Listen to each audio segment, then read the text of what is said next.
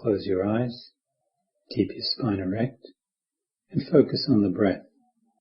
Let the Dhamma talk just sit in the background. You'll hear what you need to hear. You'll remember what you need to recall. And don't worry, you'll progress in line with your defilements. But at all times, maintain focus on the breath, because that's really what we're trying to cultivate here. In this Dhamma talk, we visit Sutta SN 320, titled Heirless. It's actually a continuation of the previous Sutta SN 319, also titled Heirless. Buddha was staying in Savatthi at the time, and he is visited late one afternoon by King Pesanadi of Kosala. The king tells the Buddha that he has been transferring the wealth from a deceased estate of a moneylender into the royal treasury.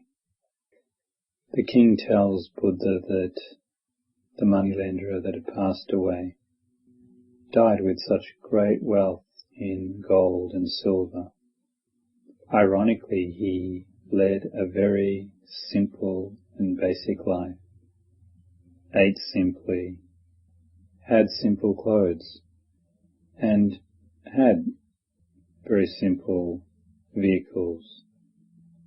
The difference between this sutta and the previous one is that this time Buddha goes on to explain to the king this particular moneylender has passed, trying to establish the relationship between cause and effect for the king. He tells the king that in the distant past, this moneylender was a human, and he gave alms to a private Buddha.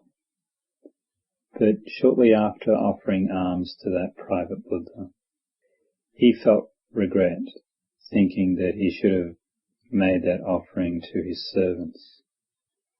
There was another act that the moneylender in that distant life had done, and that was that he had organized to kill his nephew in order to acquire the inheritance of his brother.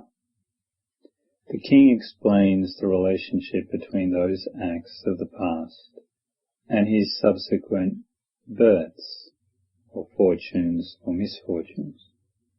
The Buddha says, from making those offerings to the private Buddha, that moneylender had taken birth 7 times in the heavenly realm. Thereafter he took 7 more births as a moneylender right here in Savatthi.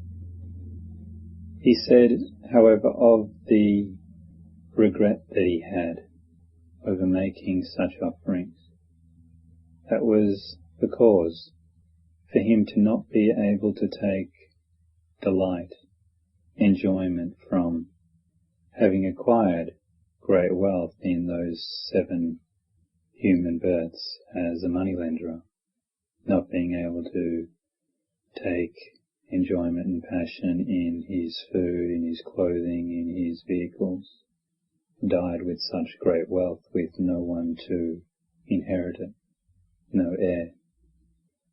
The Buddha then goes on to say that as a result of organizing to kill his nephew, he spent over 100,000 years boiling in the hells. King Pesanadi asked the Buddha, so what has become of this moneylender now? Where is his destination? The Buddha replies that he is returned back to the hells, but this is as a result of not creating further wholesome, meritorious deeds. His good karma had expired. He depleted all of those resources, and as a result, had dropped to the hells. This sutta discusses a lot of the concepts of karma, and in the Abhidhamma, the Buddha presents karma with 3 categories and 12 attributes. The workings of karma can be explained in this way. First, there's the time that karma can take effect. Immediately, that is in this life, subsequent life, an indefinite life to come, or the karma has become defunct, unable to ripen due to either one gaining stream entry or those conditions just never came to surface in a previous birth. Then there's the order in which karma will take effect. Firstly, there is always weighty karma that takes precedence.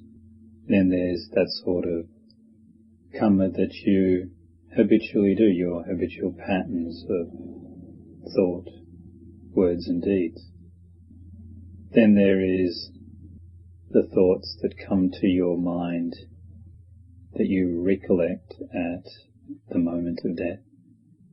And if none of those other orders appear, then as your destination sign you'll get an image of something that you've accomplished in the past, an action that you've done, and that karma will influence where you will go.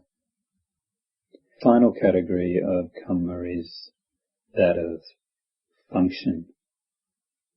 Karma can be used in a productive way, what realm you take birth in, whether it be human, animal, heavenly or else. Then there is supportive karma. Once you have taken birth, whether you have supportive conditions that will help foster the ability to take delight in the resources that you have access to. Then there's obstructive karma. Once you have access to certain resources, maybe you've taken a good birth, sometimes various things come in the way that prohibit you from excelling. That's obstructive karma. And finally, there's destructive karma, which brings an early end to one's life. Often you hear of people dying well below the average age of death, and that's really as a result of destructive karma. Now we can assess the moneylender's situation, analyze all of the causes and conditions with respect to the workings of karma.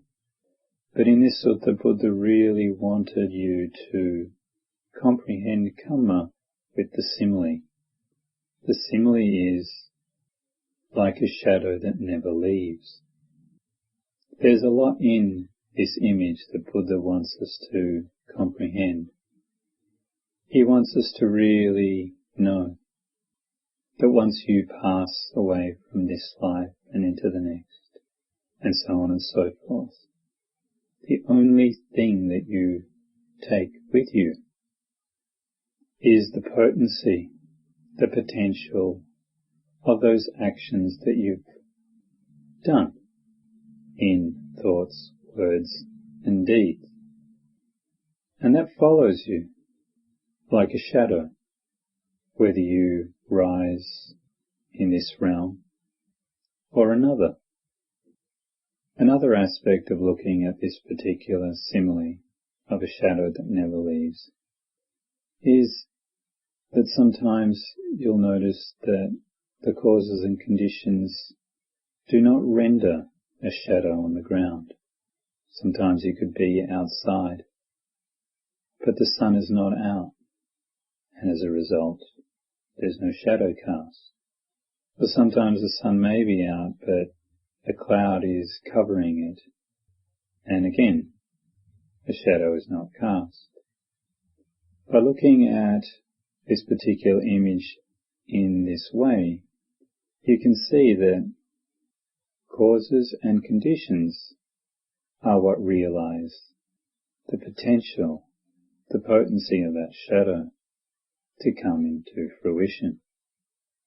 And it is the same way that karma should be understood. But don't think that karma is limited to the past. Karma influences greatly where we find ourselves in the circumstance, situation. But our current mind state determines how much stress, suffering, or happiness that we incur. And to continue Buddha's image, suppose the sun was out, that the day was not overcast, but you had an umbrella, and you opened that umbrella out and hung it over your head, thus preventing a shadow from being cast of you on the ground.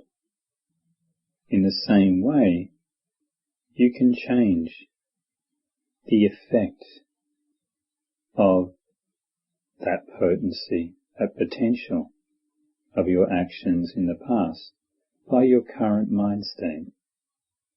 So each time you breathe in and out, know deeply what you take with you, not just from one life to the next, but from one breath to the next.